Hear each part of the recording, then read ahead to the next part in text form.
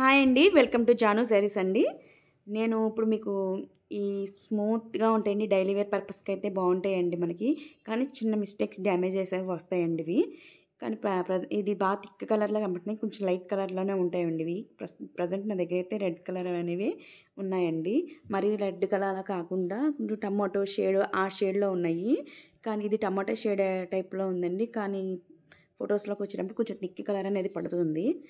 ఇవి కాంటాక్ట్ అవ్వండి. నేను మీకు ప్రైస్ అనేది మెన్షన్ చేస్తాను. కానీ చాలా స్మూత్ అండి.